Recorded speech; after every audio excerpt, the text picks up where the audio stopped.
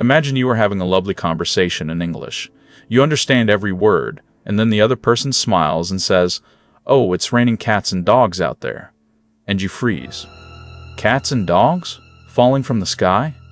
You knew each word, yet together they made no sense at all. Or maybe a friend wished you good luck by cheerfully saying, "Break a leg." Why would they wish that? If this has ever happened to you, please take a slow, kind breath, because nothing is wrong with you and your English is not broken. You have simply met an idiom, a little phrase that hides a secret meaning behind ordinary words. English is full of these, and native speakers use them all day long. Today, gently and together, we are going to open up 7 of the most common ones, so this secret code starts to feel like a warm, familiar friend. So let me explain, softly, what an idiom really is. An idiom is a group of words whose real meaning is not the same as the meaning of the single words. The words point one way, but the true meaning lives somewhere else, agreed upon long ago. This is why you cannot translate an idiom word for word. On its own, each word falls apart into nonsense. Raining cats and dogs has nothing to do with animals. It simply means raining very hard. So here's the kind, freeing truth. You do not solve an idiom like a puzzle. Instead, you learn each one as a single chunk, together with its meaning and a real example. Today, we will do exactly that, 7 times, slowly. By the end, you will be ready to gently use them yourself. Our first idiom is a warm and friendly one, break the ice. Now, there is no real ice here, and nothing is breaking. To break the ice means to say or do something that makes people feel relaxed and comfortable at the start, especially when they are meeting for the first time and the air feels a little shy. Picture 2, strangers standing quietly, as if there were cold ice between them. Then someone tells a small joke or asks a friendly question, and that ice melts away. Here are some natural examples. At the party, no one was talking, so I told a funny story to break the ice. Or, asking people about their weekend is a nice way to break the ice in a new class. You can almost feel the moment the room warms up and people begin to smile. Let's gently make break the ice your own. Think of the last time you met someone new. A first day, a new group, a quiet room. In your head, finish this sentence in English. To break the ice, I could say, maybe, "Hi, I love your bag. Where is it from?" Or simply, "So, how was your weekend?" Say one short, ice-breaking line softly to yourself now. You are practicing the kindness this idiom carries. Our second idiom is a happy little one, a piece of cake. When something is a piece of cake, it has nothing to do with dessert. It simply means that something is very easy. So easy that doing it feels as pleasant and simple as eating a slice of cake. Let's hear it in real sentences. Don't worry about the test, it was a piece of cake. Or, I thought fixing the bike would be hard, but it was a piece of cake. You can also use it to encourage someone gently. Just relax, this part is a piece of cake. You can also use it to encourage someone gently. When a native speaker calls something a piece of cake, they are really saying, "You have nothing to fear here. This will be light and easy for you." Now let's practice a piece of cake. Think of one thing in your life that is genuinely easy for you. Maybe cooking a favorite meal or sending a message in English. In your head, say it gently, "Making coffee is a piece of cake for me."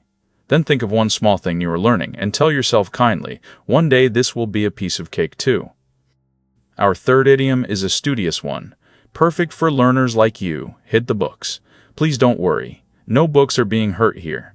To hit the books simply means to study hard, especially with focus and effort. It often means it is time to get serious, perhaps before a test or an important day. Here are natural examples. My exam is on Monday, so this weekend I really need to hit the books. Or, she stopped watching television and went to hit the books for an hour. You might even say it about yourself. After this video, I'm going to hit the books for a while. It is a gentle, encouraging way to say, let's settle in and learn. Let's make hit the books your own, kindly. There is no need to study for hours, even a few calm minutes count. In your head, plan it in English. Today, I'll hit the books for 10 minutes.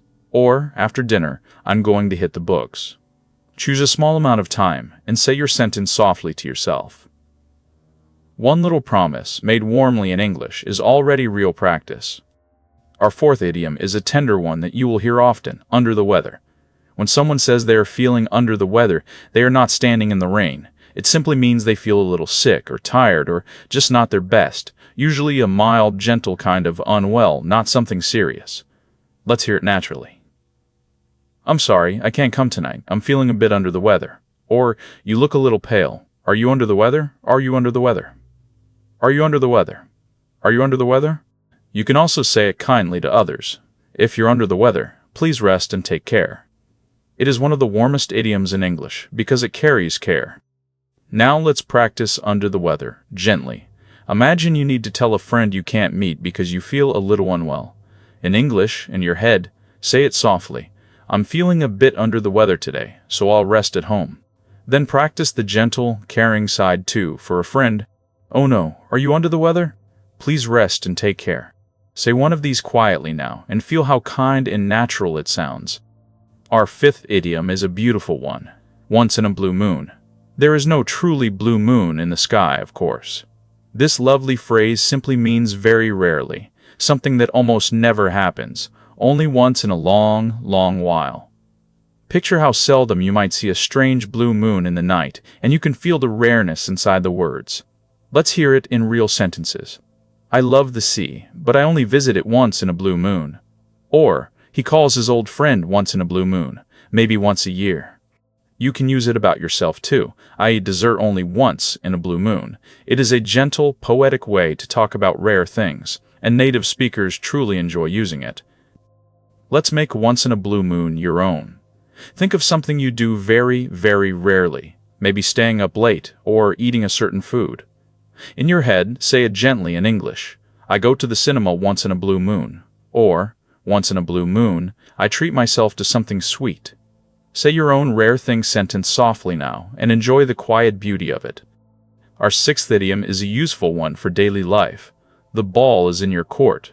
This comes from sports, where the ball moving to your side means it is your turn to play.